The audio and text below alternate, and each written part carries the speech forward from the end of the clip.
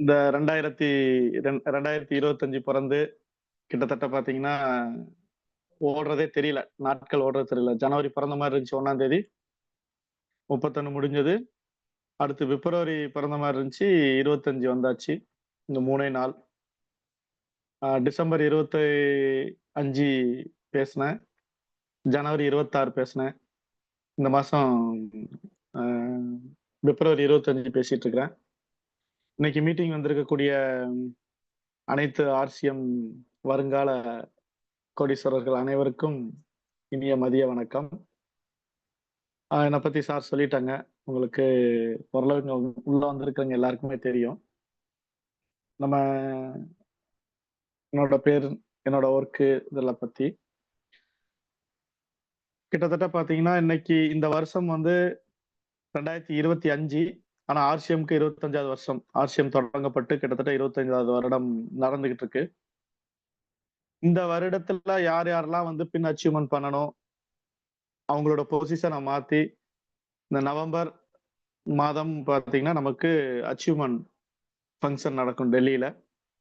அந்த அச்சீவ்மெண்ட் ஃபங்க்ஷன்ல நம்ம இப்போ யாரெல்லாம் மேடை ஏற போறோம் அப்படிங்கிறத நம்ம மனசுல வச்சுக்கிட்டு நம்ம வேலை செஞ்சா ரொம்ப பெஸ்டா இருக்கும். ஏன்னா இந்த ஆர்சிஎம்ல மட்டும்தான் உழைக்கக்கூடிய நபர்களுக்கு பெரிய அளவுல வருமானம். அதாவது ஒரு சில நெட்வொர்க் வணிகங்கள் ஆரம்பத்துல ஜாயின் பண்ணவங்களுக்கு வருமானம் வந்துகிட்டே இருக்கும். ரெண்டாவது ஒரே நிமிஷம்.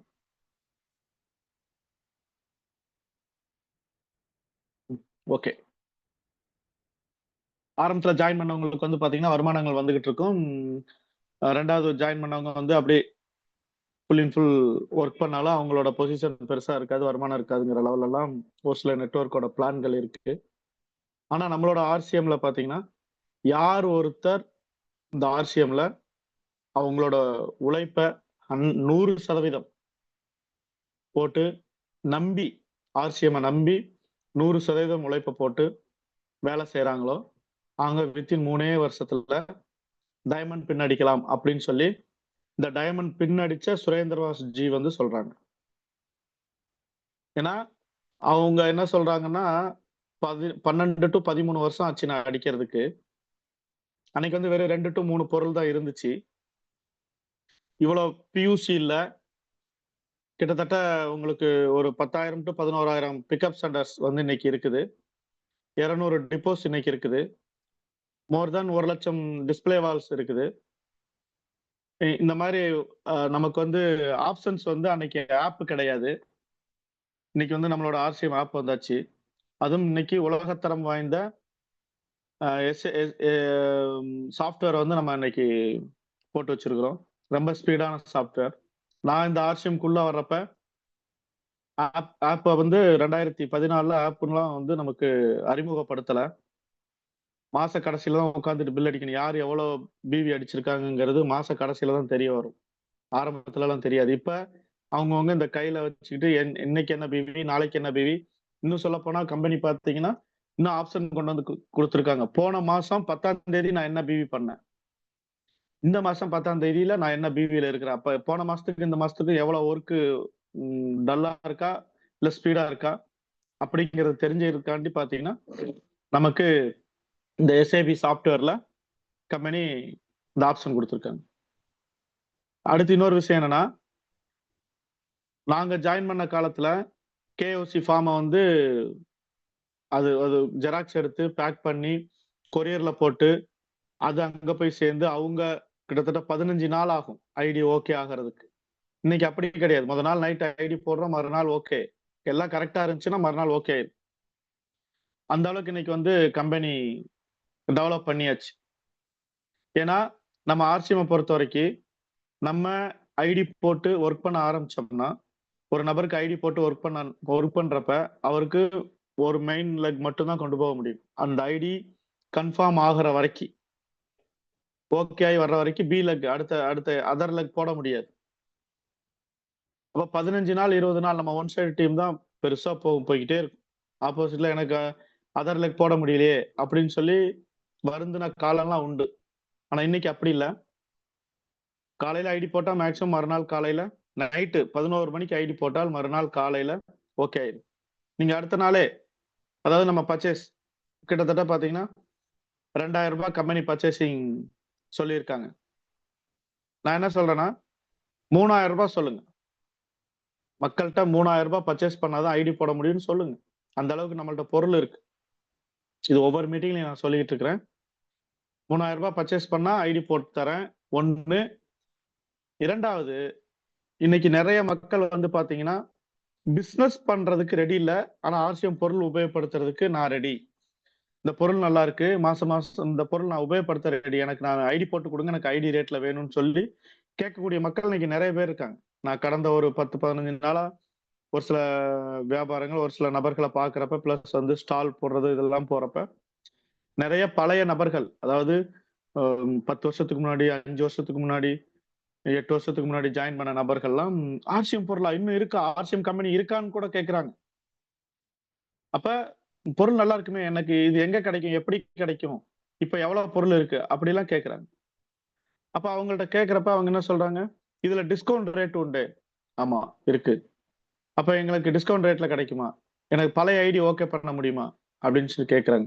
8 வருஷம் 10 வருஷத்துக்கு முன்னாடி உள்ளது ஓகே, இன்றைக்கு பண்ண முடியாது. அவங்க டீம் இருந்துச்சுன்னா அவங்களுக்கு அந்த ஐடி நம்பர் தெரிஞ்சு ஓகே நான் பண்ணிக்கலாம்னா அவங்க பண்ணிக்க முடியும். இல்லையா புதுசா தான் ஐடி போடணும். அந்த டெர்மினேட் ஆன ஐடியை காமிச்சு தாராளமா நம்ம ஐடி போட்டு போயிட்டே இருக்கலாம். அப்ப அவங்க என்ன சொல்றாங்கன்னா, எனக்கு நான் பொருள் வாங்கியாவது உபயோகப்படுத்துறேன்.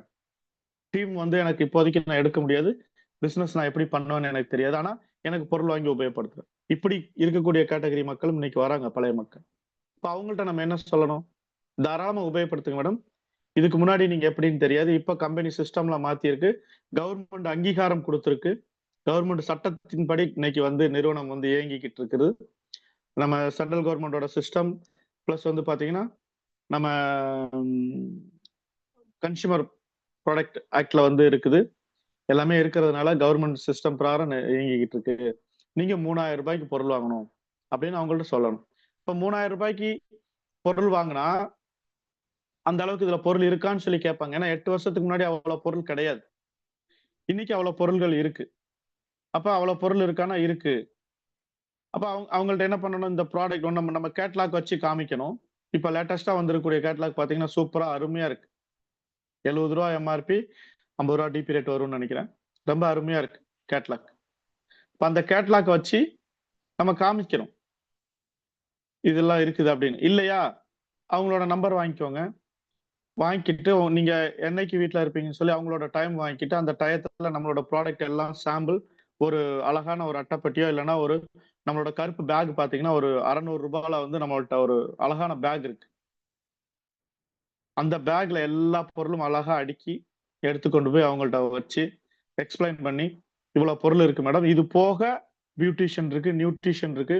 இந்த பியூட்டிஷியன் வெயிட்லெஸ் ஐட்டம்லாம் நீங்க டைரக்டா கம்பெனிலேயே ஆர்டர் போட முடியும். மினிமம் ஒரு ரூ. 1000 ஆர்டர் போட்டீங்கன்னா வரும் ட்ரெஸ் மெட்டீரியல் இருக்கு. அது எல்லாமே பாத்தீங்கன்னா அவங்களுக்கு எல்லாமே காமிச்சு கொடுத்து ஐடி போட்டு ஆப்பை காமிச்சு எல்லாமே ஓபன் பண்ணி கொடுத்து வந்தீங்கன்னா அவங்க உங்கள்கிட்ட கண்டினியூட்டா பொருள் வாங்குவாங்க. இப்ப கண்டினியூவா பொருள் வாங்குறப்ப இது இன்னொரு விஷயம், எனக்கு இங்க வந்து டெலிவரி கிடைக்குமா, மேக்சிமம் அந்த ஏரியால பக்கத்துல எங்கேயாவது பியூசி இருந்தால் இவங்களை போய் வாங்க சொல்ல. ஒரு 2 டைம் வந்து பியூசிக்கு இவங்களை கூட்டிட்டு போகணும். நம்ம தான் கூட்டிட்டு போய் பொருளா வாங்க வச்சோம்னா அவங்க வந்து பாத்தீங்கன்னா அவங்க மனசுல நினைச்சு வந்த பொருள் நம்ம பேக்ல கூட ஒரு ஒரு குறிப்பிட்ட பொருள் தான் எடுத்துன்னு போயிருக்க முடியும். நல்ல ஒரு பிக்கப் சென்டருக்கு நம்ம கூட்டு போறப்ப அங்க நிறைய பொருட்கள் டிஸ்பிளேல வச்சிருக்கிறப்ப ரூ. 2000 வாங்கணும்னு போறக்கூடிய நபர்கள், யோ இது இருக்கா, தேன் இருக்கா உங்கள்ட்ட, டாய்லெட் கிளீனர் இருக்கா, ஃப்ளோர் கிளீனர் இருக்கா, எல்லாமே கேட்க ஆரம்பிப்பாங்க. ஒவ்வொன்னா எடுப்பாங்க. அப்ப அந்த மாதிரி எடுக்கிறப்ப நமக்கு வந்து பாத்தீங்கன்னா ரூ. 3000 மேலே ஆகும். அப்ப அவங்க மைண்ட்ல உட்காந்துருவோம் ஆர்சிஎம்ல இவ்வளவு பொருள்கள் இருக்கு. அப்ப அடுத்த விஷயம் என்னன்னா, இது வந்து டெலிவரி கிடைக்குமா அப்படின்னு கேட்பாங்க. முடிஞ்சால் அந்த கடைக்காரருக்கு பக்கத்துல அந்த நபர்கள் இருந்தால், சார் உங்களால டெலிவரி கொடுக்க முடியுமான்னு கேளுங்க.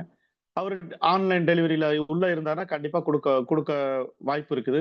அப்படி இல்லையா, ஓகே நான் சார் குடுக்குறேன் சார்னா அவரை குடுக்கறதுக்கு சொல்லுங்க. அப்படி இல்லைன்னா மாசத்துக்கு ஒரு தடவை அவங்களுக்கு அட்வான்ஸா நம்ம பேசி அவங்களோட அப்ளைன் எங்க இருக்காங்க, என்ன ஏது, அவங்கள்ட்ட பேசி அவங்களுக்கு டெலிவரி கொண்டு போய் கொடுக்கக்கூடிய அளவுக்கு நம்ம ரெடி பண்ணி கொடுக்கணும். மினிமம் ஒரு 6 மாசம் ஒரு நபரை வந்து நம்ம பொருள் உபயோகப்படுத்த வச்சாச்சுன்னா, அவங்க ஆர்சிஎம்குள்ள முழுக்க முழுக்க எல்லா பொருளும் வாங்க ஆரம்பிச்சிருவாங்க. வேற என்ன இருக்கு, வேற என்ன இருக்குன்னு சொல்லி. அப்ப இந்த அளவுக்கு ஆன்லைன் டெலிவரி கொண்டு வந்தாச்சு. ப்ராடக்ட் கிட்டத்தட்ட ஒரு 3000, 4000 ப்ராடக்ட் கொண்டு வந்தாச்சு. உங்களுக்கு வந்து ஆப்பு, பொருள் வந்து முன்ன மாரி இப்ப நாங்கெல்லாம் பாத்தீங்கன்னா, தமிழ்நாட்டுல ஐடி போட்டு, இந்த சென்சேஷன் சோப்பு தமிழ்நாட்டுல பெருசா கிடைக்காது. நெறைய பொருள் ஷார்டேஜ் ஆயிரும். மதுரையில இருந்து எடுக்கணும், இல்ல ஈரோட்ல இருந்து எடுக்கணும். ஷார்டேஜ் ஆயிரும். அப்ப என்னன்னா, டெல்லியில இருந்து பொருள போட்டு, இங்க பில் அடிக்கிறதுக்கு யாரோட பியூசிலயாவது இல்ல எங்களோட பியூசியா இப்ப பேசி ஈசி டெல்லியில வந்து கனெக்ட் பண்ணி அங்க இருந்து பொருள் எடுத்து ட்ரெயின்ல குடுத்து விட்டுலாம் வாங்கியிருக்கிறோம் நாங்க. அந்த அளவுக்குலாம் ஒரு நேரத்துல இருந்துச்சு. இன்னைக்கு தமிழ்நாட்டுல மட்டுமே 3 டிப்போ வந்தாச்சு. மதுரை, ஈரோடு அண்ட் சென்னை. அப்ப இன்னும் நெறைய டிப்போ வந்து வாய்ப்பு வர்றதுக்கு இன்னும் கிட்டத்தட்ட பாத்தீங்கன்னா, ஒரு டிஸ்ட்ரிக்ட் ஒரு டிப்போ வர்றதுக்கு வாய்ப்புகள் இருக்கு. அப்ப இந்த மாதிரி கம்பெனி வந்து நெறைய நமக்கான வசதிகள் செய்து குடுத்துட்டு இருக்காங்க. அப்ப இந்த வசதிகள் செய்து குடுக்குறப்ப, மார்க்கெட்டிங் பண்றது நம்மளோட கடமை. அந்த மார்க்கெட் பண்றது இததான் சொல்றாங்க டைமண்ட் ஸ்டார் உங்களுக்கு நாங்க வந்து செய்யறப்ப பொருள்கள் இல்ல, டிப்போ நெறைய இல்ல, பியூசி நெறைய இல்ல, டிஸ்ப்ளே வால் இல்ல, பிளஸ் அச்சீவ் பண்ண நபர்கள காமிக்கிறதுக்கு அச்சீவர்ஸ் இல்ல. இன்னைக்கு எல்லாருமே இருக்காங்க. இப்ப இவர்கள காமிச்சு நம்ம நம்ம இன்னைக்கு எல்லாமே இருக்கு. இத வச்சு 3 வருஷத்துல வந்து டைமண்ட் பின் அச்சீவ் பண்ண முடியும்.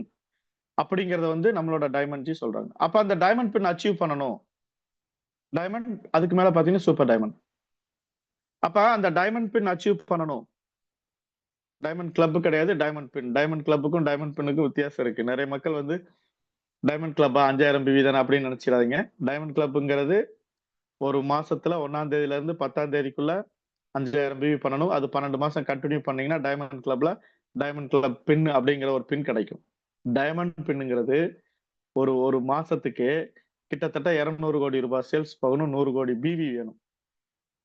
கிட்டத்தட்ட பாத்தீங்கன்னா 50 கோடி 25 கோடி பிவி நமக்கு ஒரு ஒரு ஒரு சைட்லயும் அதர் லெக்ஸ்ல வந்து பாத்தீங்கன்னா 25 கோடி பிவிக்கு மேல நம்ம இருக்கிறப்பதான் நம்ம வந்து பாத்தீங்கன்னா டைமண்ட் பின் அச்சீவ்மெண்ட் எடுத்துன்னு வர முடியும். கிட்டத்தட்ட ஒரு 150 கோடி ரூபாய் சேல்ஸ் போகணும். அதுதான் டைமண்ட் பின். டைமண்ட் கிளப்புக்கும் டைமண்ட் பின்னுக்கும் நமக்கு வித்தியாசம் இருக்கு. சரிங்களா? அப்ப இந்த டைமண்ட் பின் அடிக்கணும்னா நம்ம என்ன பண்ணணும்? 3 வருஷத்துல அடிக்க முடியும்னு சொல்றீங்களா சார்? ஆமா, 3 வருஷத்துல அடிக்க முடியும். என்ன பண்ணணும்? நம்ம ஜாயின் பண்ணதுல இருந்து இதோட ப்ரொசீஜர் என்ன? எப்படி பண்ணணும்? நெட்வொர்க் மார்க்கெட்டிங் எப்படி பண்ணணும்? எப்படி நம்ம ஒர்க் பண்ணணும்? எந்த லெவல்ல நம்ம ஒர்க் பண்ணணும்? அப்படிங்கிறத நம்ம முழுக்க முழுக்க உட்கார்ந்து பிளான் பண்ணணும். பிளான்னா முதல்ல இந்த நெட்வொர்க் மார்க்கெட்டிங் பண்ணதுக்கு இறங்கியாச்சுனாலே, ஆர்சிஎம் பண்றதுக்கு இறங்கியாச்சுனாலே, நம்ம ஸ்பீடா ஒர்க் பண்ணணும் அப்படின்னா, முதல்ல நம்ம குடும்பத்தோட நம்ம கலந்து உட்கார்ந்து ஆலோசிக்கணும். நான் இந்த மாதிரி ஆர்சிஎம் எடுத்திருக்கிறேன். இதுல பெரிய அளவுல நான் அச்சீவ் பண்ண போறேன். இதுல அச்சீவ் பண்ண நபர்கள் நிறைய பேர் இருக்காங்க. இந்த பொருள்கள் நிறைய இன்னைக்கு மார்க்கெட்ல நிறைய பேரால வரவேற்பு இருக்கு. இதுக்கு முன்னாடி நம்ம என்ன பண்ணணும், இதுல இருக்கக்கூடிய பொருள்கள் எல்லாமே நம்ம முதல்ல வாங்கி கொண்டு போய் நம்ம வீட்டுல கொடுத்து அவங்களையும் உபயோகப்படுத்த வச்சு நம்மளும் உபயோகப்படுத்தி பொருள் நல்லா இருக்குன்னு சொல்லி அவங்க மைண்ட்ல நம்ம வீட்டுல இருக்கிறவங்கள்ட்ட உட்கார வச்சு அதுக்கப்புறம் இதுல வந்து இவ்வளவு ஒரு ஒரு சின்ன சின்ன மீட்டிங் கூட்டு வந்து இதுல இந்த அளவுக்கு அச்சீவ் பண்ணவங்களா இருக்காங்க, இந்த அளவுக்கு வருமானம் வாங்கக்கூடிய நபர்கள் இருக்காங்க, நானும் அந்த இலக்கை நோக்கி ஓட போறேன் அப்படின்னு சொல்லி அவங்கள்ட்ட உட்கார வச்சு நம்ம புரிய வைக்கணும். நம்ம முதல்ல நம்மளோட வீட்டுல புரிய வச்சதுக்கு அப்புறம் நம்ம வெளியில போகணும். ஏன் நம்ம வீட்டுல புரிய வைக்கணும் அப்படின்னு சொல்லி சொன்னோம்னா, நிறைய மக்கள்கிட்ட நம்ம இந்த பிசினஸ் கொண்டு போய் பேசுறப்ப அவங்க என்ன மென்டாலிட்டியில இருக்காங்கன்னா, காலையில எந்திரிச்சனா குளிச்சு கிழிச்சு வேலைக்கு கிளம்புனா சாயந்தரம் 6 மணி 7 மணி ஆனா வீட்டுக்குள்ள வந்து நானு உட்கார்ந்துடணும். 8 மணிக்கு மேல வரலன்னா வீட்டுக்காரமா போன் பண்ணுவாங்க, இல்ல அம்மா போன் பண்ணுவாங்க, இல்ல அப்பா போன் பண்ணுவார். இந்த மாதிரி எனக்கு போன் வரும் சார், நான் என்னை வீட்டை விட்டு நைட்டு 8 மணிக்கு மேல வெளியில விட மாட்டாங்க சார். இப்படி நிறைய இருக்கு. ஐயோ எங்க வீட்டுக்காரமா என்னை திட்டும், 8 மணிக்கு மேல போனா என்னை திட்டுவாங்க, ஏன் லேட்டு அப்படின்னு சொல்லி. எங்க அப்பா என்னை திட்டுவார், இப்படின்னு சொல்லி நிறைய மக்கள் பாத்தீங்கன்னா ஒரு ஒரு வட்டம் போட்டு அந்த வட்டத்துக்குள்ள உட்கார்ந்து இன்னைக்கு வாழ்ந்துகிட்டு இருக்கிறாங்க. ஒரு நான் அதுக்காக வேலை செய்யறவங்கள தப்பு சொல்ல வரல. ஒரு சின்ன ஒரு சொற்ப அமௌண்ட்ட வாங்கிக்கிட்டு வருமானமா ஒரு சம்பளமா வாங்கிக்கிட்டு ஒரு வட்டம் போட்டு அந்த வட்டத்துக்குள்ளே வாழ்ந்துகிட்டு இருக்காங்க. அந்த வட்டத்தை விட்டு வெளியில போறதே கிடையாது. அதுக்கு பேர் என்னன்னா கம்ஃபோர்ட் ஜோன். சொகுசா ஒரு சொகுசு அதுக்கு மேல நம்ம வந்து அதுக்கு மேல நம்ம போறதில்ல. எக்ஸாம்பிள் கம்ஃபோர்ட் ஜோன்ங்கிறப்ப இது ஒரு ஒரு உவமையா சொல்லணும் எப்படின்னா, நம்ம என்ன சொல்றதுன்னா, ஒரு ஒரு நபருக்கு வந்து நல்ல கம்ஃபோர்ட் ஜோனா வாழ்ந்து வாழ்ந்து தொப்பை விழுந்துருச்சு. நல்ல ஒரு ஒரு அவரு அவரு இருக்க வேண்டியது 80 கிலோ தான். ஆனா 120 கிலோ இருக்கிறாரு. அவரு உடம்ப குறைக்கணும். அவரு காலையில 10 மணிக்கு தான் எந்திரிப்பார். ஆனா உடம்ப குறைக்கணும்னா, முதல்ல அவர மாத்திக்கணும். நைட் சாப்பாடுக்கு பதிலு நம்மளோட ஸ்லிம் அண்ட் ஃபிட் எடுத்துட்டு சாப்பிடக்கூடாது நைட்டு வேற. 2வது காலையில 5, 5:30, 6 மணிக்கெல்லாம் எந்திரிச்சு கம்பல்சரி ஒரு 5 கிலோமீட்டர் வாக்கிங் போகணும். ஃபுட்ல கண்ட்ரோல் கொண்டு வரணும். இது எல்லாமே கொண்டு வர்றப்ப கொஞ்சம் வலிக்கும். வாக்கிங் போனா முதல் நாள் வாக்கிங் போறப்ப கஷ்டமா இருக்கும். 2 நாள், 1 வாரம்லாம் வாக்கிங் போறப்ப கை கால்லாம் வலி எடுக்க ஆரம்பிக்கும். எடுக்கும் தான். ஐயோ! எடுக்குதே அப்படின்னு சொல்லி நம்ம வீட்ல உட்கார்ந்தா தொப்பை குறையாது. அது கம்ஃபோர்ட் ஜோன். பரவாயில்ல. வலிச்சாலும் நான் நடப்பேன். நான் என்னோட தொப்பைய குறைச்சே ஆவேன். அப்படின்னு சொல்லி அந்த வலியையும் பொருட்படுத்தாம 10 மணிக்கு எந்திரிக்கிறேன்னா 5:30 மணிக்கெல்லாம் எந்திரிச்சு 7 மணிக்குள்ள என்னோட ஒர்க்க முடிப்பேன்.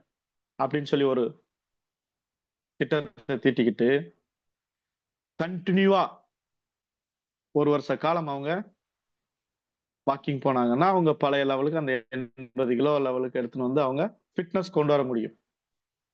இல்ல சார் என்னால முடியாது சார்.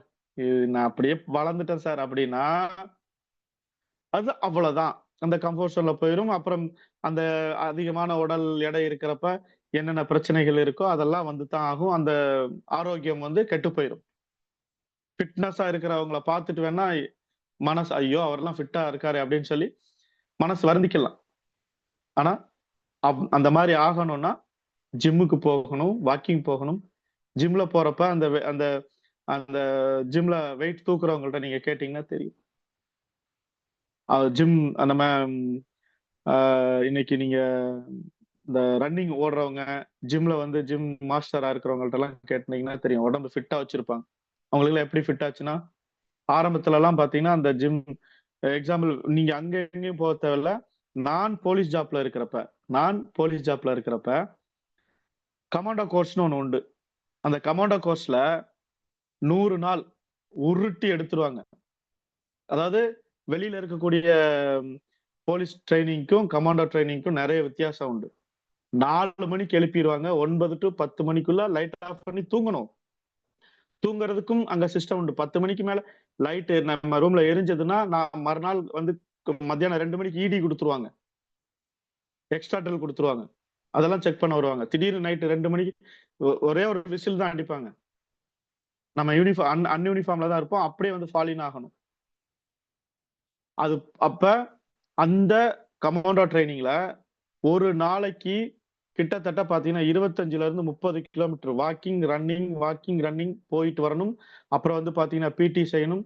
அதுக்கப்புறம் மத்தியானம் காலையில இதெல்லாம் 25, 30 கிலோமீட்டர் முடிச்சுட்டு வந்ததும், சாப்பிடுறதுக்கு போறதுக்கு பார்த்தீங்கன்னா, ஃபாலின் ஆயி போகணும். சாப்பிடுறதுக்கும் நம்மளோட ஃபேரக்ஸும் 1 கிலோமீட்டர் இருக்கும். குறைஞ்சு ஒரு 1/2 கிலோமீட்டர், 3/4 கிலோமீட்டர் இருக்கும். சிங்கிளா போகக்கூடாது. அதுக்கு ஒரு ஸ்குவாடா ஃபாலின் பண்ணி போணும். ஏன்டா சாப்பிடுறோம்னு இருக்கும். அங்க உளுந்தங்கஞ்சி தான் ஊத்துவாங்க. அதையே சாப்பிட முடியாது. கஞ்சி குடிக்க முடியாது. குடிச்சிட்டு வந்ததும் அடுத்து ஓட்டுவாங்க. கிரவுண்ட்ல 10 ரவுண்ட் ஓட்டுவாங்க. 9:30 மணிக்கு துப்பாக்கிய வச்சுக்கிட்டு. அப்ப நைட்டு மறுநாள் காலையில டாய்லெட் போறதுக்கு உட்கார முடியாது. உட்கார்ந்தோம்னா அப்படியே அந்த அந்த கால் அவ்வளவு வலி எடுக்கும். ஆனா செய்ய மாட்டேன்னு சொல்ல முடியாது. ஃபால் அவுட் ஆனா அன்ஃபிட் ஆக்கிருவாய்ங்க. அப்ப அந்த வலிகள் தாங்கி நம்ம அந்த இடத்துல ஒர்க் பண்ணி அந்த ட்ரைனிங்கை முடிச்சாதான் என்எஸ்ஜி கமாண்டா போக முடியும். இன்னைக்கு நீங்க பிளாக் கார்ட்ஸ்ல பார்த்திருப்பீங்க.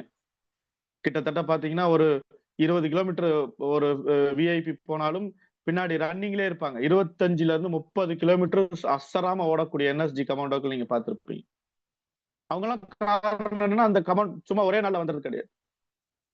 அந்த மாதிரி நம்ம இந்த ஆர்சிஎம்ல என்ன பண்றோம்னா உள்ள வந்துட்டு வேலைகள் செய்யறதே கிடையாது. கண்டினியூட்டி செய்யறதே கிடையாது. கண்டினியூட்டி செய்யணும். நிறைய தடங்கள் வரும். வீட்டுல வந்து பாத்தீங்கன்னா அந்த கம்ஃபர்ட் ஜோன் சொன்னோம் இல்லையா, இதை தாண்டி வர மாட்டோம் சார் அப்படி அப்படின்னு சொல்லுவாங்க. அப்ப வீட்டுல முதல்ல பேசி அவங்களுக்கு புரிய வச்சு, ஏன் நம்ம புரிய வைக்கணும்னா நம்ம ஆர்சிஎம்ல உள்ள வந்ததுக்கு அப்புறம் வெளியூருக்கு போக வேண்டியிருக்கும். அங்க 2 நாள் 3 நாள் தங்க வேண்டியிருக்கும். வெளி ஸ்டேட்டுக்கு போக வேண்டியிருக்கும். 1 வாரம் தங்க வேண்டியிருக்கும். இதுல நீங்க ஜெயிச்சவங்களை நீங்க கேட்கலாம். 15-20 நாள் வீட்டுல தங்குனதே ரொம்ப ரேரா இருக்கும். 10 நாள் வீட்டுல தங்கினாலே பெரிய விஷயம். நீங்க ஜெயித்த இந்த ஆர்சிஎம்ல ஜெயித்த அத்தனை பேரையும் நீங்க கேட்டு பார்க்கலாம். நீங்க இதுல நம்ம எமரால்டு சார், காமராஜ் சாரை கேட்டிருக்கலாம், இல்ல அஸ்கர் சாரை கேட்டு பாருங்க, இல்ல நீங்க நம்ம சுரேந்திரவாஸ் சாரை கேட்டு பாருங்க, கோபாஜியை கேட்டு பாருங்க, சிஆர்என் மூர்த்தி சாரை கேட்டு பாருங்க. இவங்கெல்லாம் நீங்க கேட்டா தெரியும் எத்தனை நாள் சார் நீங்க வீட்டுல தங்குறீங்க.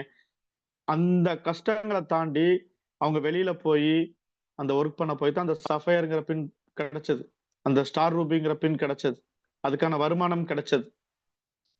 அப்ப ஏன் நான் வீட்டுல சொல்லணும்னா அவங்களுக்கு புரிய வைக்கணும். இவ்வளவு நான் இன்கம் எடுக்க போறேன், இத்தனை வருஷத்துல இந்த அளவுக்கு நான் முன்னேற போறேன், இதுக்கான எஃபோர்ட் போட போறேன், இதுக்கு உங்களோட ஒத்துழைப்பு வேணும். இதுக்கு ஒத்துழைப்புனா என்ன ஒத்துழைப்பு? அவங்கள கூட வந்து வேலை செய்யணும். கூட அந்த இடத்துல அந்த ஏரியால என்ன வேலை செய்ய முடியுமோ அந்த வேலையை செய்யறதுக்கு அவங்கள நம்ம முதல்ல உள்ள கொண்டு வரணும். 2வது நம்மளுக்கு சுதந்திரம் கொடுக்கணும். வெளியில போயாச்சுன்னா ஒரு 2 நாள் ஆகும், 3 நாள் ஆகும், 4 நாள் ஆகும், 1 வாரம் ஆகும், 10 நாள் ஆகும்னா சுதந்திரம் கொடுக்கணும். ஓகே, இதுக்காக தான் போயிருக்காரு, இதுக்காக தான் இந்த ஆர்சிஎம் அவரோட முன்னேற்றத்துக்காக போயிருக்காங்க, நம்ம குடும்ப முன்னேற்றத்துக்காக போயிருக்காங்க அப்படிங்கறது மைண்ட்ல அவங்களுக்கு உட்கார வச்சாதான் சுதந்திரம் கொடுப்பாங்க. நிறைய இடத்துல அது கிடையாது. அதனாலதான் வந்து வெளியில போய் யாரும் டீம் எடுக்கிறது இல்ல, அச்சீவ்மெண்ட் வந்து கொண்டு வரல. அப்ப இந்த சுதந்திரத்தை முதல்ல நம்ம எங்க வாங்கணும்? நம்மளோட வீட்டுல வாங்கணும். அதுக்கப்புறம் நம்ம வெளியில போகணும். வெளியில போய் நேம் லிஸ்ட் எடுத்து கஸ்டமரை பார்த்து ஹால் மீட்டிங், ஜூம் மீட்டிங் எல்லாம் ஒன்னொன்னா பாத்தீங்கன்னா நம்ம வந்து ஃபாலோ பண்ணி ஒரு நம்ம எப்படி டெவலப் ஆனோம், இதை நம்மளுக்கு கீழே இந்த ஆர்சிஎம் 100% நம்பி வரக்கூடிய நபர்களுக்கு உட்கார வச்சு சொல்லி கொடுக்கணும். எல்லா ஒர்க்கும் பண்றதுக்கு ரெடி ஆகணும். ஒரு ஒரு லீடர்னா எல்லா ஒர்க்கும் பண்றதுக்கு ரெடி ஆகணும். இப்ப என்னை அட்லஸ்ன்னு சொல்லி கூப்பிடுறாங்க. அட்லஸ்ங்கிறதுக்காண்டி அவங்க எதுக்காக கூப்பிடுறாங்கன்னா, மதுரையில இருந்தும் இல்லைன்னா ஈரோட்ல இருந்து ஒரு 5 லட்சத்துல இருந்து 6-7 லட்சம் ரூபாய்க்கு பொருள் எடுத்து டிப்போல எடுத்து கூட அங்க வரக்கூடிய டிரைவரோ இல்ல கிளீனரோ கூட வச்சுக்கிட்டு அங்க டிப்போல வரக்கூடிய நபர் நம்ம அஜய் இருக்கிறப்ப கூட ஏத்துவாரு. அப்படி இல்லைன்னா மதுரையில வந்து பாத்தீங்கன்னா அந்த நம்ம ஒரு வண்டி வாடகைக்கு பிடிக்கிறோமா அங்க கிளீனரா வரக்கூடிய ஒரு நபரோ யாரோ ஒரு ஆளை கூட வச்சு ஏத்த சொல்லி இங்க கொண்டு வந்து ஒவ்வொரு பியூசிலையும் கொண்டு போய் எல்லாருக்குமே அவங்கவுங்க பியூசில பொருளை கரெக்டா இறக்கி கொடுத்துட்டோம். கிட்டத்தட்ட 3 நாள் ஆகும். தூங்க முடியாது, அதுக்கு ட்ரெஸ்ஸா இருக்கும், உடம்பெல்லாம் வலிக்கும். அப்ப இந்த ஒர்க்கையும் செய்யறதுக்கு ரெடி ஆகணும். இன் பண்ணி டை கட்டி மேடையில ஏறி பேச சொன்னாலும் பேசணும், மூட தூக்க சொன்னாலும் மூட தூக்கணும். அப்ப இது கண்டினியூவா தூக்க முடியுமா சார்? இல்ல. இப்ப நான் தூக்குறது இல்ல பெருசா. டிப்போ இங்க வந்தாச்சு. ஆனால் இப்பவும் தூக்கணும்னா தூக்கணும். எப்படி? ஒரு இடத்துல புதுசா ஒரு டீம் ஃபார்ம் பண்ண போறோம் அப்படின்னு வச்சுக்கோங்க. ஒரு ஏரியால டீமே இல்ல, புதுசா ஒரு டீம் ஃபார்ம் பண்ணணும்.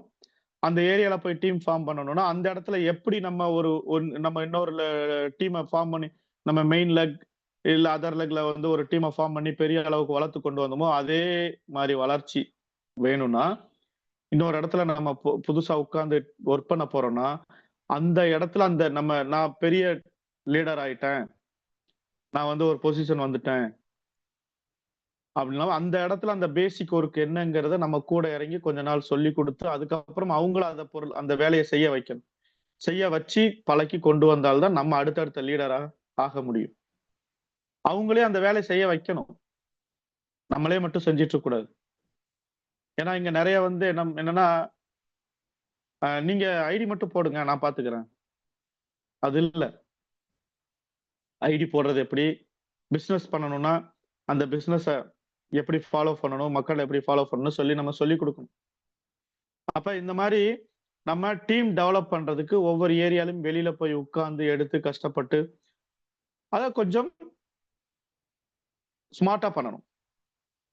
அப்ப அந்த அந்த இடத்துல நம்ம வந்து ஒவ்வொரு இடத்துலயும் போய் பேசிக் ஒர்க் என்ன அப்படின்னு ஏன் எப்படின்னா புதுசா வரக்கூடிய நபருக்கு பேசிக் ஒர்க் தெரியாது. நம்ம வாயிலே சொல்லிட்டு வந்துட்டு அவங்களுக்கு என்ன பண்றதுன்னு தெரியாது. நம்ம இறங்கி அந்த ஒர்க்கை செஞ்சு காமிக்கணும். அதுக்காக கடைசி வரைக்கும் அவங்களுக்கு நம்ம செஞ்சு கொடுக்கணும்னு கிடையாது. நம்ம செஞ்சு காமிக்கணும். செஞ்சு காமிச்சு இப்படி செய்யணும்னு சொல்லி கொடுத்து ஒரு 2 டைம் 3 டைம் 4 டைம் அவங்களுக்கு செஞ்சு கொடுத்து அப்புறம் அவங்கள செய்ய வைக்கணும். கடைசி வரைக்கும் நம்ம செஞ்சு கொடுத்தோம்னா அந்த இடத்துல நமக்கு டீம் வளராது. நம்ம நம்ம நம்ம வெளியில வந்தாச்சு 2 நாள் ஒர்க் கொடுக்குறோம், அடுத்து நம்ம வந்தாச்சு 1 மாசம் கழிச்சு நம்ம போறோம்னா நம்ம போற அன்னைக்கு தான் வேலை நடக்கும். அவங்கள செய்ய வச்சா அவங்கள ஒரு சின்ன இன்கம் எடுக்க வச்சாச்சுன்னா நம்ம ஒரு 2 டைம் 3 டைம் போய் சொல்லி கொடுத்தாச்சுன்னா 4வது டைம் நம்ம இல்லாமலே அந்த இடத்துல ஒர்க் நடக்க ஆரம்பிச்சு. அதுதான் விஷயம். அப்ப இன்னைக்கு நமக்கு கையடக்க போன்ல எல்லாமே வந்தாச்சு இல்லையா? ஆப்ல இருந்து எல்லாமே வந்தாச்சு. ப்ராடக்ட் வந்து எக்கச்சக்கமான ப்ராடக்ட் வந்தாச்சு. அப்ப நம்ம செய்யக்கூடிய வேலைகள் இந்த மாதிரி நம்ம வீட்ல முதல்ல சொல்லி அதுக்கப்புறம் வெளியில போய் டீம்லாம் டெவலப் பண்ணி ஒரு ஃப்ரெண்ட்ஷிப் சர்க்கிள் பக்காவா நம்ம உருவாக்கணும். ஏன்னா ஆரம்ப கட்டத்துல நமக்கு டீம் எடுக்கிறப்ப ஒரு 10 நபர்கள் 5 நபர் இருப்பாங்க, 10 நபர் இருப்பாங்க, ஒரு 15 20 நபர்கள் இருப்பாங்க. பெருசா நமக்கு வந்து எந்த இது இருக்காது. ஒரு 5000 10,000 நபர்கள் 20,000 நபர்கள் நம்மளோட டீம்ல வர்றப்ப நம்ம ஒரு பொசிஷன்ல வர்றப்ப கண்டிப்பா நமக்கு பிரச்சனைகள் சின்ன சின்ன பிரச்சனைகள் வரத்தான் செய்யும். ஏன்னா எல்லாரும் ஒரே மாதிரி இருக்க மாட்டாங்க. 10,000 பேருக்கும் என்னோட டீம்ல இருக்கக்கூடிய 10,000 பேருக்கும் 15,000 பேருக்கும் நான் நான் பிடிச்ச லீடரா இருக்கணும்னா அது சாத்தியமே இல்ல. கண்டிப்பா ஒரு 60 70 பேருக்கு பிடிச்சவனா இருக்கலாம். ஒரு 40 பேருக்கு வந்து பாத்தீங்கன்னா பிடிக்காத மாதிரி தான் இருக்க முடியும். ஏன்னா அவங்களோட செய்கைக்கும் நம்மளோட செய்கைக்கும் அப்ப என்னன்னா அந்த இடத்துல எல்லாருக்கும் பிடிச்ச மாதிரி நடிக்க கூடாது. நம்ம எந்த இடத்துல எப்படி இறங்கி ஒர்க் பண்ணி அவங்கள வளர வைக்க முடியுமோ அதுக்கு தகுந்த மாதிரி ஒவ்வொரு நபருக்கு தகுந்த மாதிரி நம்ம ஃபாலோ பண்ணி விட்டு கொடுத்து ஈகோ இல்லாம நம்ம போனா குறைஞ்சது ஒரு 85% பேருக்கு நம்ம வந்து பாத்தீங்கன்னா டோட்டல் பிடிச்ச மாதிரி அவங்களுக்கு ஒர்க் பண்ணி கொடுத்து அவங்கள வளர வச்சா நம்ம ஒரு லீடரா மாறலாம். அப்ப அந்த இடத்துல அந்த ஒர்க்கை நம்ம பண்ணணும். அப்ப இந்த விஷயங்கள் வந்து நம்ம நெட்வொர்க்ல உள்ள வந்தாச்சுன்னா நிறைய மக்கள் என்ன பண்றாங்க தெரியுங்களா? நெட்வொர்க்ல உள்ள வந்தாச்சு, ஐடி போட்டாச்சு, பொருள் வாங்குறாங்க, 4 பேரை கூப்பிடுறாங்க. நீங்க நம்ம நம்ம சொல்றது என்ன சொல்றோம்னா, நீங்க வாங்க 2 பேரை காமிங்க, அவங்கள வந்து பொருள் வாங்க வைங்க அவ்வளவுதான். கிடையாது. அது இல்ல நெட்வொர்க். அவங்கள வர வச்சு பொருள் வாங்குனீங்களா, பிசினஸ் பண்ணணும்னா இவ்வளவு விஷயங்கள் இருக்கு. நீங்க 2 பேரை மட்டும் கிடையாது. நீங்க ஒரு ஹோம் மீட்டிங் வைக்கணும். அதுல 2, 3 பேர் 10 பேர்கள் வந்ததுக்கு அப்புறம் அந்த 10 பேருக்கு நீங்க எப்படி ஹோம் மீட்டிங் ஆரம்பிச்சீங்களோ, அதே மாதிரி அவங்கள ஹோம் மீட்டிங் நடத்துறதுக்கு வைக்கணும். அவங்களோட டீம் டெவலப் பண்ணணும். நீங்க எப்படி ரூ. 1000 சம்பாரிச்சீங்களோ, அதே மாதிரி அவங்கள 1000, 2000, 5000 சம்பாதிக்க வைக்கணும். அப்படி டூப்ளிகேட் பண்ணிக்கிட்டு போயிட்டே இருக்கணும். இத நீங்க கூட இருந்து செஞ்சு குடுத்துட்டே போணும். குறைஞ்சது முதல் வருஷம், 2வது வருஷம், 3வது வருஷம் ஒரு 4, 5 வருஷத்துக்கு தொடர்ச்சியா அத செஞ்சுட்டு போனால் மட்டும் தான் நம்ம வந்து டீம் வளர வைக்க முடியும்னு சொல்லணும் அவங்கள்ட்ட. நெட்வொர்க்னா இதுதான். அப்பதான் வந்து நம்ம ஒரு மாசத்துல ரூ. 1,00,00,000 சம்பாதிக்க முடியும்னு சொல்றோம் இல்லையா? அந்த வருமானத்த எட்ட முடியும். இல்லாம எட்ட முடியாது. அப்ப அத சொல்லிக் குடுக்கணும். நம்ம மக்கள் என்ன பண்றாங்கன்னா, அத சொல்லிக் குடுக்கறது கிடையாது நெறைய இடத்துல. நெறைய விஷயங்கள் சொல்லிக் குடுக்கணும். நெட்வொர்க் மார்க்கெட்டிங் ஒரு கடல் மாதிரி. பெரிய கடல். அதுல கத்துக்க வேண்டியது நெறைய இருக்கு. நல்லவங்களும் வருவாங்க நம்ம டீம்ல, கெட்டவங்களும் வருவாங்க. நம்மள கால வாரி விடுறவங்களும் வருவாங்க. நம்ம கூடயே இருந்து, நம்ம என்ன சொன்னாலும் கேட்டு ஒர்க் பண்ணக்கூடிய நபர்களும் வருவாங்க. எல்லாரையும் ஆளுக்கு தகுந்த மாரி நம்ம வந்து பாத்தீங்கன்னா, உட்கார்ந்து அவங்கவங்களுக்கு தகுந்த மாரி நம்ம ஒர்க் பண்ணி குடுத்து, எல்லாரையும் அரவணைச்சு கொண்டு போணும். அதாவது ஒரு லீடர்ங்கிறது ஒரு அப்பா மாதிரி. ஒரு குடும்பத்துல 10 குழந்தை இருக்குன்னு வச்சுக்கோங்க. 10 குழந்தைக்கும் அந்த அப்பா பிடிச்ச மாதிரி இருக்க முடியாது. அவரோட ஸ்டைல்ல தான் இருப்பாரு. 6 குழந்தைக்கு பிடிக்கும். 4 குழந்தைக்கு பிடிக்காது. 5-6 குழந்தை வாழ்த்தும், 4 குழந்தை திட்டும். எங்க அப்பா இப்படித்தான் அப்படின்னு. அதே மாதிரிதான் நெட்வொர்க்ல. ஓகே, குழந்தை திட்டுதா, அது பாட்டுக்கு திட்டிட்டு போட்டும் அப்படின்னு சொல்லி நம்ம பொறுமை காத்து அவங்க புரிய வச்சு கொண்டு வரணும். குழந்தை என் கூட சண்டைக்கு வருதுன்ட்டு நான் அதுக்கு நேருக்கு நேர் எதிரா போய் நின்று நான் சண்டை போட்டேன்னு வச்சுக்கோங்க, அப்பனும் பிள்ளையும் தான் அடிச்சுக்கணும். அதே மாதிரிதான் நெட்வொர்க்லயும். நம்மளோட டீம்ல இருக்கக்கூடிய நபர்கள் ஒரு லீடரை குறை சொல்றாங்களா, ஓகே என்னோட குழந்தை தானே, புரிஞ்சால் புரிவாங்க, புரிஞ்சு வர்றப்ப வரட்டும். அவர் சொன்னாரா, என்ன தப்பா சொன்னாரா, என் குழந்தை தான் பரவாயில்ல அப்படின்ட்டு புரிஞ்சு வரட்டும்னு சொல்லி கம்முன்னு நம்ம போகணும். அவங்க ஒரு டைம் சொல்லுவாங்க, 2 டைம் சொல்லுவாங்க. இதுக்கு ரியாக்ஷன் வரலன்னா அவங்களே அழுத்து போயிடுவாங்க, குறை சொல்லி அழுத்து போயிடுவாங்க. நம்ம அவங்களுக்கு என்ன குறை சொன்னாலும் அவங்களுக்கு என்ன நன்மை இருக்கோ அந்த நன்மையை நம்ம செஞ்சுக்கிட்டே இருக்கணும். அவங்க என்ன குறை சொன்னாலும் அவங்களுக்கு நம்மளால என்ன நன்மை செய்ய முடியுமோ, நம்ம டீம் தான் அவரும், நம்மளோட குழந்தை தான், அவருக்கு என்ன நன்மை செய்ய முடியுமோ அதை நம்ம செஞ்சுக்கிட்டே இருக்கணும். செய்யறப்பதான் வந்து பாத்தீங்கன்னா அந்த இடத்துல அந்த டீம் நம்மளோட அடுத்து வருவாங்க, கூட வருவாங்க. நம்மளும் அவர் சொல்லிட்டாரு, அவர் என்ன இப்படியா சொன்னாரு பாரு, அவரு மட்டும் என்ன யோகியமா, அவர் இப்படி இவர் இப்படின்னு சொல்லி சொல்லவே கூடாது. சொன்னா அவங்களும் நம்மளும் டோட்டல் பாத்தீங்கன்னா சண்டை தான் போட்டுட்டு இருக்கணும். அங்க டீம் வளராது. ஒண்ணுக்கு ஒண்ணு குறை சொல்லிட்டு தான் உட்கார்ந்துருக்கணும். அப்ப இதெல்லாமே இருக்கு. இது எல்லாமே களைஞ்சி ஈகோ பார்க்காம எல்லாத்தையும் தாண்டி எல்லாரையும் அனுசரிச்சு கொண்டு வந்து உட்கார்ந்தால் மட்டும்தான் பெரிய அளவுல டீம் வளரும்.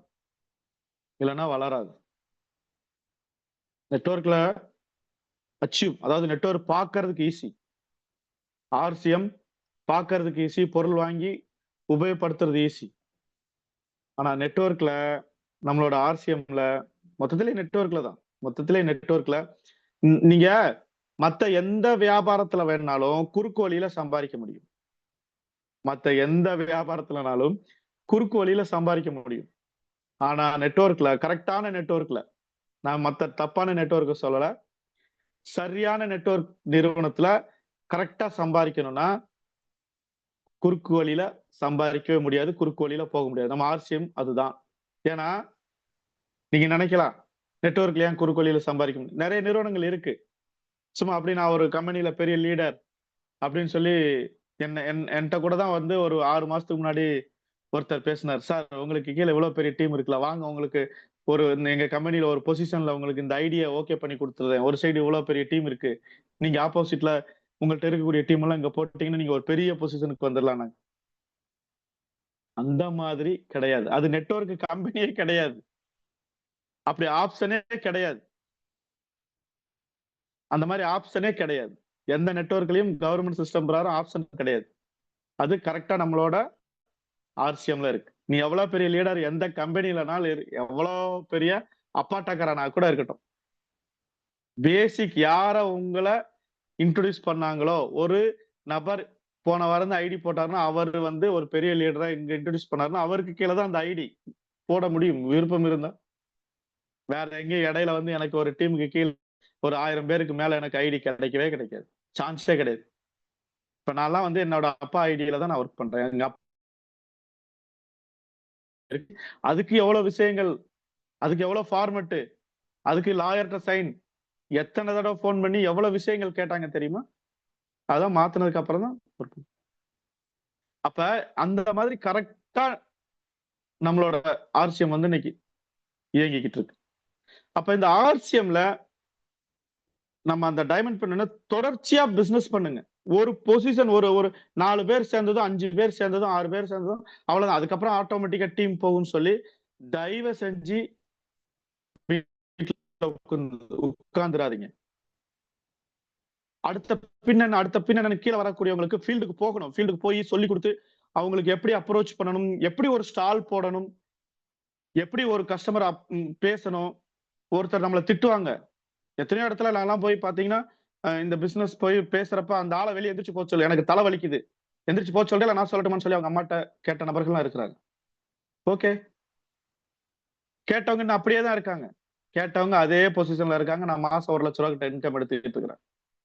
ஐயோ அவர் அப்படி கேட்டுட்டாரு அப்படின்னு சொல்லிட்டு நான் வந்து நெட்வொர்க்கை விட்டுட்டு அன்னைக்கு வெளியில வந்துடல. என்ன இப்படியா அவர் கேட்பாங்க அப்படின்னு சொல்லி என்னை இகழ்ந்த இது எல்லாம் நான் என்ன சொல்றேன்னா இது எல்லாம் நமக்கு ஒரு அனுபவம். அதுதான் சொல்றது.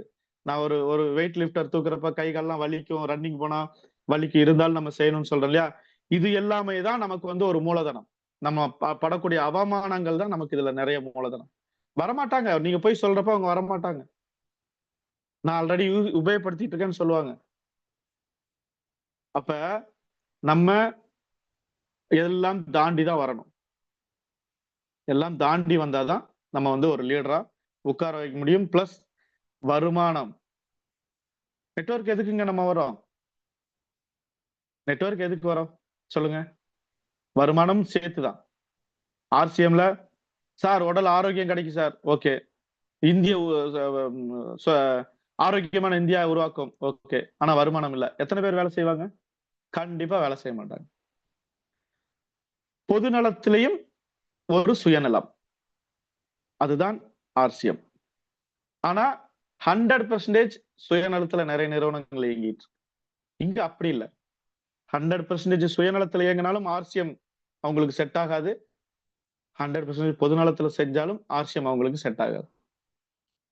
பொதுநலம் செய்யணும், அதுல சுயநலம் இருக்கணும். நமக்கு ஒரு இன்கம் வேணும். அப்ப வாங்க நிறைய வந்து நம்ம நெட்வொர்க்ல நிறைய விஷயங்கள் கத்துக்கோங்க. நிறைய நிறைய நிறைய ப்ராடக்ட் நாலேஜே நம்ம இதுல நிறைய எடுத்துக்கணும். இன்னைக்கு வந்திருக்கக்கூடிய அந்த மதுசானியம், போன தடவை நான் அந்த இதை பத்தி சொன்னேன்னு நினைக்கிறேன். அந்த மதுசானியம் பத்தி அவ்வளவு விஷயங்கள் பேசலாம். அந்த மதுசானியத்தை வச்சு அவ்வளவு பிசினஸ் கொண்டு போகலாம்.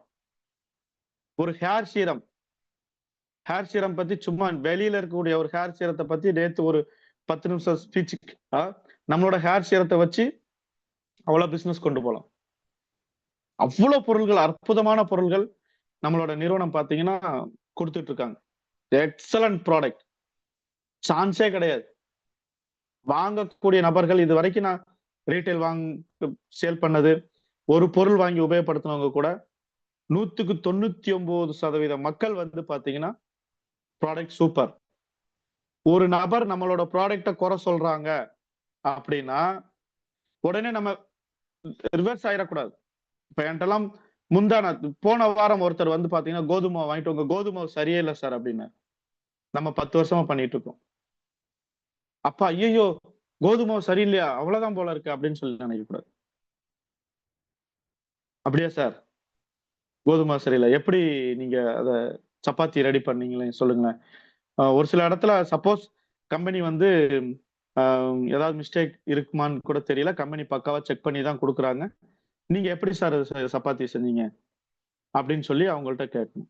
ஏன்னா நிறைய மக்கள் பண்ணக்கூடிய வேலை என்னன்னா, இன்னைக்கு வீட்டுல ஒரு முட்டாள்களின் பெட்டின்னு ஒண்ணு இருக்கு, தொல்லைக்காட்சி பெட்டி இல்லையா?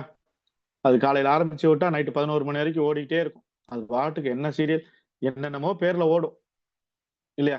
அதை பார்த்துக்கிட்டே நம்ம மக்கள், எல்லாரையும் சொல்லல, பார்க்கக்கூடிய மக்கள் அதை பார்த்துக்கிட்டே என்ன பண்றாங்க, வெளியில வாங்கக்கூடிய கோதுமை மாவு மாதிரியே நம்மளையும் கம்மியான தண்ணியை ஊத்தி சும்மா அடால் விடியா பிசைஞ்சு அப்படியே போய் ரொட்டி சுட்டீங்கன்னா, கண்டிப்பா சப்பாத்தி சுட்டீங்கன்னா அது ரஃபா தான் இருக்கும். அதுக்கு கொஞ்சம் சுடு தண்ணி ஊத்தி அதுல கொஞ்சம் நம்மளோட ரைஸ் பிரான் ஆயில் கொஞ்சம் விட்டு, முடிஞ்சா ஒரு நாட்டு சர்க்கரையில கொஞ்சம் மோளை போட்டு பிசைய சொல்லுங்க. நாட்டு சர்க்கரை கூட வேணாம், ஆயில் விட சொல்லுங்க. கொஞ்சம் வெது வெதுன்னு சுடு தண்ணி விட்டு கொஞ்சம் அதிகமா தண்ணி இழுக்கும், குளோவா பிசையணும், கைக்கு வேலை செய்யணும். குளோவா பிசைஞ்சு ஒரு ஒரு 10 நிமிஷமா 20 நிமிஷம் வச்சுட்டு அதுக்கப்புறம் அதை தேய்ச்சி சப்பாத்தி சுட சொல்லுங்க. இன்னைக்கு நைட்டு சுட்ட சப்பாத்தி மறுநாள் மத்தியானம் சாப்பிட்டதுக்கு அப்புறம் மூடி வச்சிடணும் காத்து படாம. மறுநாள் மத்தியானத்துக்கும் நல்லா இருக்கும். அவ்வளவு அற்புதமா. அப்ப என்னன்னா இதை சொல்லணும். அப்ப இதை சொல்லணும்னா 100% நம்ம பொருள் உபயோகப்படுத்தி இருக்கணும். உபயோகப்படுத்தி இருந்தால் மட்டும்தான் நம்ம வந்து இதை சொல்ல முடியும் இல்லையா? அதனால மக்களே வாங்க, நிறைய விஷயங்கள் கத்துக்கோங்க. நெட்வொர்க்னா என்னன்னு கத்துக்கோங்க. நம்மள ஆர்சிஎமோட ப்ராடக்ட பத்தி நிறைய கத்துக்கோங்க. இந்த காமா ஒரேஷனல் பாத்தீங்கன்னா, காமா ஒரேஷனல் பத்தி இன்னைக்கு ஒருத்தர் கேட்டிருக்காரு. நான் காமா ஒரேஷனல் ட்ரெயினர் டாக்டர்கிட்ட வந்து அதை பத்தி டீட்டெயில் கேட்டிருந்தேன். அவர் ஒரு 5 பக்கத்துக்கு அனுப்பிச்சிருக்காங்க. அந்த சாருக்கு ஒரு நன்றி. அதை தமிழாக்கம் ஆப் இருக்கு. அதுக்கு சார் எனக்கு இங்கிலீஷ்ல அனுப்பிச்சாங்களே தெரியலையே, அதுக்கு ஆப் இருக்கு. இங்கிலீஷ் நீங்க எப்படி கொண்டு போய் கொடுத்தீங்கன்னா அப்படியே தமிழ்ல கொடுத்துரும். படிச்சு பாருங்க. இன்னைக்கு டெக்னாலஜி அந்த அளவுக்கு, இன்னைக்கு ஏஐ டெக்னாலஜி வந்தாச்சு. கைக்கு அடக்கம் ஏஐ எல்லாம் நம்ம உபயோகப்படுத்தணும். உபயோகப்படுத்தினால்தான் நம்ம வந்து அடுத்த கட்டத்துக்கு போக முடியும். அத பத்தி எதுவுமே தெரியாம இருந்தா அப்படியே இருக்க வேண்டியதுதான். அப்ப நெறைய பொருள் இருக்கு. அந்த பொருள்கள பத்தி நெறைய கத்துக்கோங்க. கத்துக்கிட்டால் நெட்வொர்க்னா என்னன்னு கத்துக்கோங்க. எப்படி டீம டெவலப் பண்ணணும்னு கத்துக்கோங்க. எப்படி மக்கள அரவணைச்சு போகணும்னு கத்துக்கோங்க. இதெல்லாம் நெறைய நெறைய நம்ம கத்துக்கிட்டு, நம்ம வந்து ஒரு நோக்கத்தோட தொடர்ச்சியா செய்யணும். எந்த இன்னல்கள் வந்தாலும், எந்த கஷ்டம் வந்தாலும், தொடர்ச்சியா அந்த வியாபாரத்த பண்ணணும். வீட்ல பிரச்சனைகள் வரத்தான் செய்யும். நீங்க வீட்லயே தங்க மாட்டேங்கிறீங்க, வர மாட்டேங்கிறீங்க, இப்படி போறீங்க, அப்படி போறீங்க. வரும். அப்ப இன்னைக்கு நான் வீடு தங்குனா சொல்லுங்க. ஒரு 2 வருஷத்துல, 3 வருஷத்துல சரியாயிரும். இன்னைக்கு நான் வீடு தங்குனா ஃபியூச்சர்ல ஒரு 3 வருஷம், 4 வருஷத்துல நம்மளோட எதிர்காலத்துல இப்படிலாம் இருக்கணும்னா, நம்ம என்ன பண்றது? அப்படின்னு சொல்லி புரிய வைக்கணும். அதனால மக்களே வாங்க, நம்ம பெரிய அளவுல நெறைய கத்துக்கிட்டால், ஆர்சிஎம்ல நெட்வொர்க் மார்க்கெட்டிங் பத்தியும், ஆர்சிஎம் ப்ராடக்ட் பத்தியும், எப்படி இந்த பிசினஸ் பண்ணணும்னு சரி நெறைய கத்துக்கிட்டீங்கன்னா, நம்ம கத்துக்கிட்டால், நம்ம ஆர்சிஎம்ல பணம் கொட்டி கிடக்கு. கடல் மாதிரி பணம் கொட்டி கிடக்கு. ஸ்பூன்ல எடுத்துன்னு போறோமா? இல்ல ட்ராக் வச்சு எடுத்துன்னு போறோமா? இல்ல பெரிய கண்டெய்னர் வச்சு எடுத்துன்னு போறோமா? இல்ல பெரிய கப்பல் மாரி வச்சு கப்பல் ஏத்தி எடுத்துன்னு போறோமா? இல்ல ட்ரெயின்ல எடுத்துன்னு போறோமாங்கிறது அவங்கவங்க கையில இருக்கு. வாங்க பெரிய லெவல்ல ஜெயிக்கலாம். நன்றி, வணக்கம். ஜெய் ஆர்சிஎம்.